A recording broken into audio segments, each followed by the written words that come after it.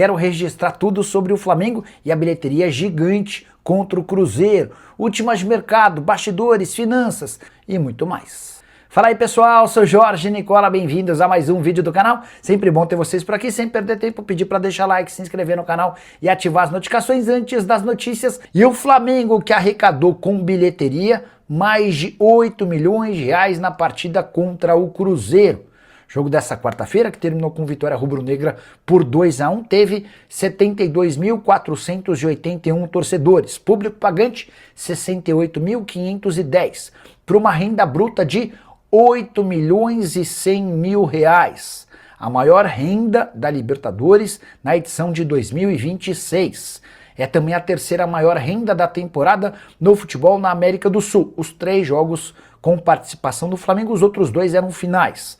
Foram 12 milhões e 700 mil reais de renda bruta para Flamengo versus Corinthians na Supercopa do Brasil, jogo disputado no Mané Garrincha, além de 8 milhões e 600 mil reais para Flamengo versus Lanús na final da Recopa Sul-Americana, jogo disputado no Maracanã. Nas outras 2 partidas com ótimas rendas, o Flamengo acabou como vice-campeão. Já no confronto contra o Cruzeiro, vitória que colocou o rubro-negro na próxima fase da Libertadores da América. A presença nas quartas de final assegurou mais 9 milhões de reais, prêmio pago pela Conmebol. Importante dizer que desses 8 milhões e 100 mil reais de bilheteria dessa quarta-feira, esse valor é bruto. Com todos os descontos, vão sobrar para o Flamengo pouco mais de 5 milhões de reais. E essa renda estrondosa só foi possível graças a um ticket médio de R$ 118 reais. Só para completar, contar que o Flamengo, que ainda busca o título do Campeonato Brasileiro, são só 3 pontos de vantagem do Palmeiras em relação ao Flamengo com um jogo a menos. Rubro-negro agora vivíssimo em 2 frentes, Libertadores da América e também Campeonato Brasileiro. Queria saber se o Flamengo não vai contratar ninguém. Antônio, a classificação do time à próxima fase da Libertadores da América faz com que o torcedor possa voltar a sonhar com uma contratação. Por que eu estou colocando dessa maneira?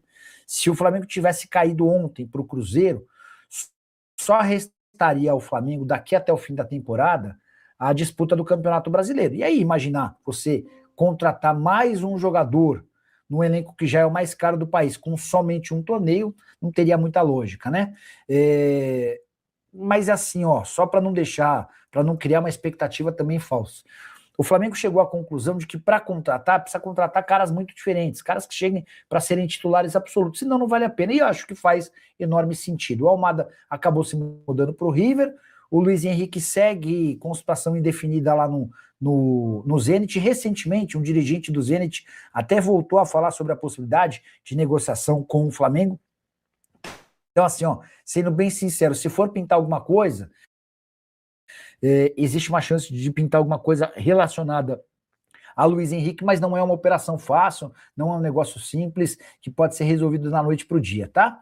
Próxima fase da Libertadores permite inscrições até a sexta-feira anterior aos jogos de ida das quartas de final. E o fato de o Flamengo ter passado de fase permite que a gente tente, pelo menos, avançar em alguma especulação. Assim que tiver novidade, eu já conto para vocês, beleza? Leandro Eringer, membro do canal do Nicola. Ontem o Flamengo amassou no primeiro tempo, deu até dó, é verdade. Chegou a ter mais de 70% de posse de bola. Quando o Cruzeiro finaliza a primeira vez, o Flamengo já tinha finalizado 14, uma pressão gigante na saída de bola. A verdade é que o 1-0 do fim do primeiro tempo acabou sendo pouco. O Cruzeiro pôde dar graças a Deus de ter saído só com 1-0. Aí volta para o segundo tempo, um jogo completamente diferente.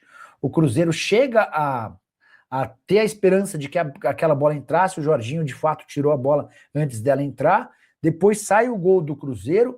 Na sequência, o Caio Jorge ainda bate uma bola meio esquisita para fora e aí as coisas voltam ao normal, com o Cruzeiro sendo dominado pelo Flamengo, e a derrota por 2-1 ela foi justa. E aí, só para dar a minha opinião antes de passar para a próxima, é assim, ó, pessoal, deu a lógica dentro das condições financeiras, né? Flamengo e Palmeiras fizeram o que tinham que fazer. Eles tinham a obrigação de eliminar o Cerro Porteño e o Cruzeiro, com uma diferença muito maior entre Palmeiras e Cerro do que Cruzeiro e Flamengo, né? Mas ainda há uma diferença grande em relação ao que se investem, que se investe no Flamengo e no Cruzeiro, né? Até estava fazendo essa comparação no vídeo de hoje cedo. A folha salarial do Flamengo é de 50 milhões de reais por mês, a do Cruzeiro é de 35 milhões. No ano passado, o Flamengo arrecadou 2 bilhões e 100, o Cruzeiro arrecadou 600 milhões.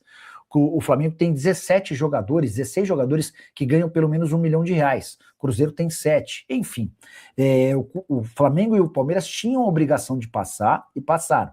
Agora, vamos aguardar os próximos. O Corinthians hoje, sem tanta obrigação assim, até porque o adversário é mais equilibrado, enfrenta o Rosário Central. A gente tem também Mirassol e LDU na altitude. Acho o jogo difícil para o Mirassol. Flamengo, Palmeiras, Fluminense, São Paulo, Vasco, Cruzeiro, Galo, Grenal, últimas de mercado e o que mais você quiser saber. Tô só avisando a galera que a gente tá ao vivo, senão nem todo mundo é avisado, nem todo mundo participa da nossa live, então a gente dá esse empurrãozinho avisando aqui nas redes sociais, beleza? A Rosa Marques, é verdade que o Pogba quer jogar no Brasil? Vamos lá explicar essa história. Foi o pessoal da ESPN o primeiro a falar que o nome dele tem sido oferecido, sugerido a clubes de futebol no Brasil. Vamos falar o português claro? Hoje, o Pogba não tem mais mercado na Europa. O cara jogou 2 temporadas, 2 jogos na temporada 23-24, pegou 4 anos de gancho, esse gancho foi reduzido para 18 meses, ele cumpriu esse 1 ano e meio de suspensão, fechou com o Mônaco, jogou só 6 partidas e já foi dispensado, porque não conseguia ter intensidade. O futebol europeu já percebeu que o Pogba aos 33 anos de idade não serve mais. O que estão fazendo? Estão oferecendo o Pogba para mercados alternativos. Estados Unidos, Arábia Saudita e futebol brasileiro. O salário nem é o maior dos problemas. Ele ganhava no Mônaco 1 milhão e 900 mil reais por mês.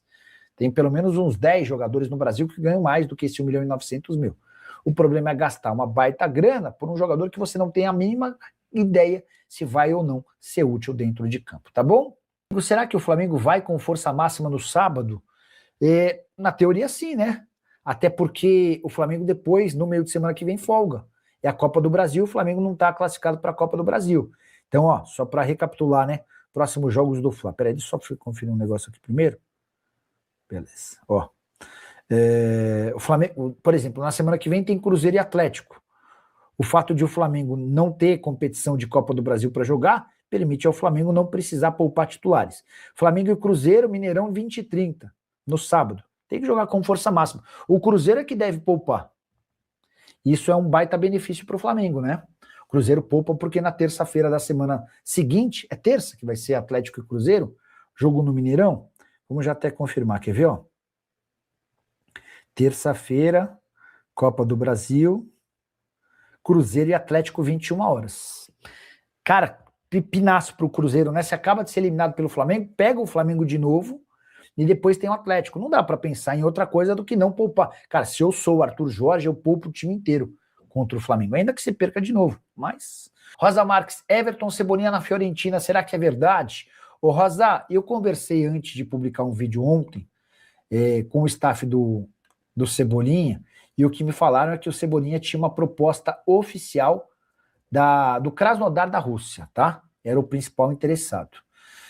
O Vene Casagrande está publicando, o Cebolinha tem 3 propostas para assinar pré-contrato: Krasnodar, Colorado Rapids e Fiorentina. O atacante esteve muito próximo de assinar com o clube russo, mas não sacramentou porque o Colorado e a Fiorentina apareceram com boas ofertas. Cebolinha tem contrato com o Flamengo até dezembro e não vai renovar. Depois que assinar o pré-contrato, os representantes do atleta vão negociar uma saída imediata.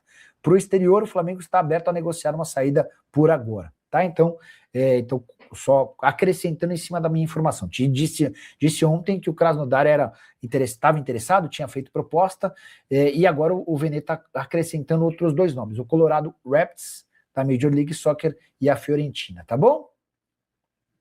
Informação que você soube primeiro no canal do Nicola sobre o interesse do Krasnodar.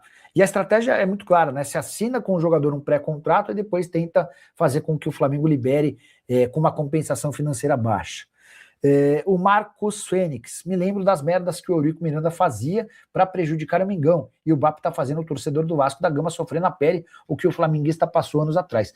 Pois é, mas é que na época eu não tinha um canal no YouTube. Se tivesse, eu falaria que não fazia muito sentido, né? Mas enfim, cada um faz o que quer, e vai ter gente que vai gostar e tem gente que não vai gostar também, né?